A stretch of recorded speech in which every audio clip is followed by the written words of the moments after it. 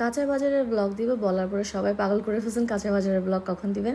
আসলে আমি বাজার অনেক আগে থেকেই করি, বাট ব্লগ করা হয় না। সো চিন্তা করছি যে এই রমজানে আপনাদের সাথে আমি কি করি সব কিছু শেয়ার করব। সো আমার বাসার পাশে এই কাঁচা বাজারটা ছিল, আমার ছোটো ভাইকে নিয়ে গিয়েছিলাম আমি বাজার করতে। সো নিত্য প্রয়োজনীয় যা যা কেনা লাগে মোটামুটি সব কিছুই কেনা লাগছে আমার। ভেজিটেবল আগে কিনে ফেলেছি, তারপর চিন্তা করলাম না একটু ভিডিও করে দেখাই। সো যেহেতু রমজান মাসে আসলে কেনাকাটাটা একটু বেশি করা লাগে।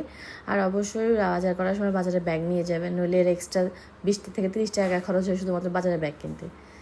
সো আদা রসুন আলু মরিচ পেঁয়াজ সব কিছু কিনছি, মাছ কিনছি, মুরগি কিনছি। এই বাজারটা মোটামুটি বড়ই একটা বাজার। এটা আগে সরকারি বাজার ছিল না, এখন কর্পোরেশনের একটা বাজার হয়েছে। 2 রকমের ডাল নিলাম। আমি মুগ ডালটা খুব পছন্দ করি, মসুর ডালটা খাই, বাট মুগ ডালটা আমার কাছে বেশি ভালো লাগে। বিশেষ করে খিচুড়ি রান্না করি আমি অনেক মজা করে।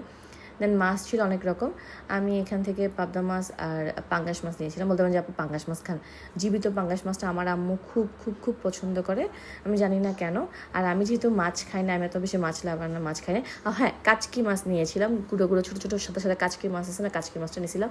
ওইটা এত টেস্টি হয়েছিল, আম্মু এত মজা করে রান্না করছিল বলার মতো না। যেহেতু আমি মাছ রান্না করতে পারি না তো ভালো করে, সেজন্য সবসময় আম্মু আসলে আমি মাছ নিয়ে আসি, যাতে আম্মু আমাকে রান্না করে খাওয়ায়। সো মাছ টাছ নেওয়ার পরে এই যে পাবদা মাছটা নিয়েছিলাম। হ্যাঁ, এটাও খুব মজা ছিল। এটা বেগুন দিয়ে রান্না করে আম্মু। আমি বেগুন নিয়েছিলাম, তারপরে বাঁধাকপি ফুলকপি কী নিয়েছিলাম। মুরগি নিয়েছি আমার মেয়ের জন্য। আমার মেয়ে হলো চিকেন লাভার, আমার মেয়ে চিকেন ছাড়া কিচ্ছু খায় না। আমি মুরগিটাকে বলছিলাম এই কুকুরুকু বলো, ও কুকু কুকু করতেছিল। সো লাস্টে আমার আম্মুর জন্য পান, আমার আম্মুর জন্য সব কিছু নিয়ে হলে বাজার থেকে যদি পান সুপারি না নিয়ে যায় আমার আম্মুর মুখটা দেখার মতো হয়। সো বাজার করা শেষ, আমার ছোটো ভাইকে দিয়ে বাসায় পাঠিয়ে দিচ্ছি। আমার কিছু আলাদা আইটেম কেনার দরকার ছিল আরএফএল থেকে, সো আমি ওইটা কিনতে গিয়েছিলাম। আল্লাহ হাফেজ, নেক্সট আরেকটা ব্লগ দিব, বাই বাই।